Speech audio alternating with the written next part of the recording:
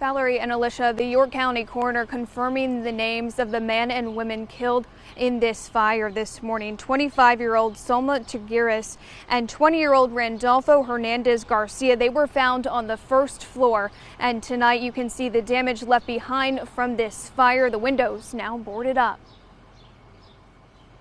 I mean, this is what we do. We try and save lives and property, and unfortunately two individuals did lose their lives in this fire. Crews were called to the duplex on West North Street in York around 5:30 Tuesday morning. Upon arrival, we had heavy fire showing from the first and second floors like that. Fire did extend into the third floor. That's where one man was trapped in the back of the home, but firefighters and police officers came to his rescue. We were able to break the window out, extricate him that way, and then bring him down ladders through the back to the rear of the property. While crews battled the flames, another discovery. Unfortunately, we had two deceased individuals that we found later through the fire. Making matters worse, many homes in mid-state cities are older and closer together, which makes fighting fires much more difficult. They have what's called balloon construction.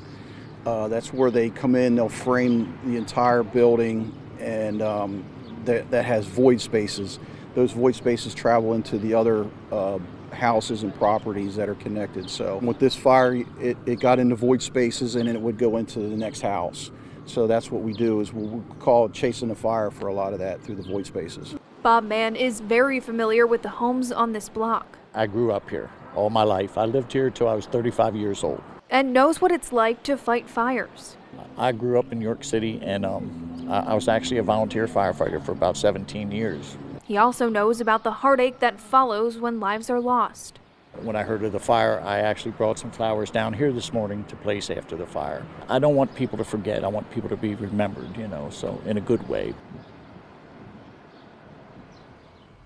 And the man rescued from this fire was taken to the hospital for smoke inhalation. He has since been released. Crews were able to keep the bulk of the fire to the right side of the duplex, but the entire duplex, everyone living inside, they have lost their homes. The fire chief tells me that this is repairable, and it's still not clear what caused this fire. We will, of course, keep you updated as we work to get that information. But for now, reporting live in York City, Taylor Toshef, ABC 27 News. All right, Taylor, thanks.